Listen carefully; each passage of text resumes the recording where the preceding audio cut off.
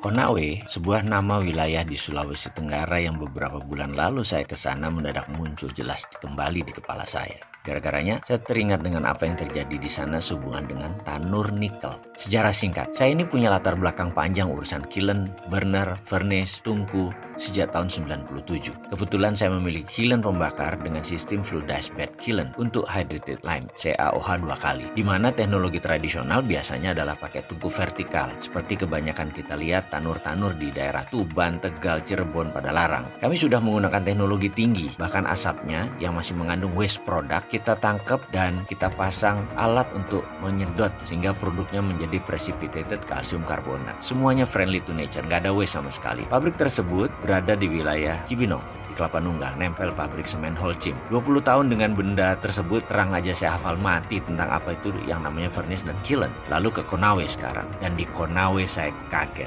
Lokasi tanur di Konawe yang makan waktu 1,4 jam dari Kendari, ada hal yang membuat saya kaget. Berjajar vertical kiln tungku pembakar nikel atau nickel smelter. Ada kali 50-an. Tingginya rata-rata mungkin 18 meter. Tinggi sekali. Asli saya kaget. Pertanyaan saya, mengapa pakai tanur furnace vertikal ya? Ini kan barang teknologi lama. Apa mungkin karena murah? Atau karena cepat pengerjaannya? Atau karena low teknologi? Walaupun merusak lingkungan. Gampang ngontrolnya. PLC, Programmable Logic Controlnya kan sederhana. Semuanya panel. Tidak perlu komputer IT yang canggih. Itu dugaan saya sebelum saya masuk ke dalam lokasi pabrik tersebut. Saya akhirnya masuk ke dalam. Pertama saya melihat struktur besi terpasang di sana dan tungkunya. Saya menatap tajam semua struktur dan mulai Jawa Timuran saya keluar. Ancuk rek, makian saya keluar dalam hati nih ya. Bawaan saya waktu itu mau perang aja. Rasanya wis arep tak tantang carok iki sing duwe. Asli gondong pol, saya bilang gitu. Asli saya ngamuk walaupun dalam hati. Bener deh. Kalau ada celurit saya tak tantang iku orang asing sing wet dan tenan itu. Tapi saya masih tahan. Lalu saya berkunjung ke ruangan PLC room.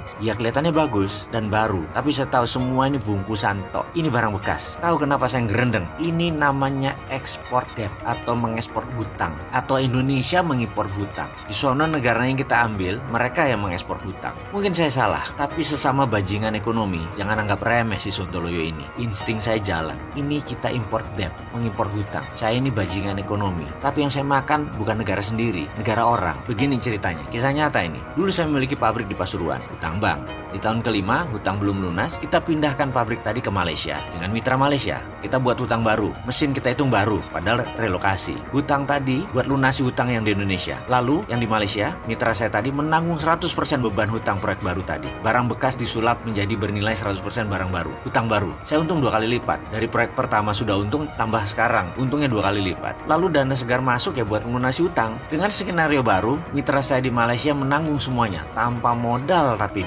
kita pura-pura baik kasih aset tersebut. Kita minta minoritas saham aja hanya 20%, padahal barang bekas. Bagaimana? Sudah mulai paham apa itu export debt. Jadi begitulah kami para bajingan ekonomi ngerjain Malaysia. Barang bekas nilai baru, hutang di Indonesia diekspor ke Malaysia. Kembali ke Konawe. Kita tahu ada negara yang pandai memberi hutangan kan? Pinjamkan 10 billion dolar ke negara lain, lalu di tahun kelima pindahkan barang tersebut ke Indonesia. Lalu Indonesia hutang baru full 10 billion. Bayangin, padahal barang itu mungkin nilainya tinggal 20%. Tetapi Indonesia biar tergiur, proyek itu terkesan biayanya 100% dibiayai oleh mereka. Baik banget kan mereka, nilainya 10 billion, udah Indonesia nggak keluar duit, pokoknya 100% tak biayai. Lah kan geblek orang barang bekas, itu bisnis untung di muka mereka itu. 8 billion ditambah hutang mereka yang kemarin lunas. Ada lagi, bunga mereka 5%, lalu dikasih bunga ke kita 7%. Mereka untung dari bunga aja 2%. Jadi untung dagangnya bolak-balik.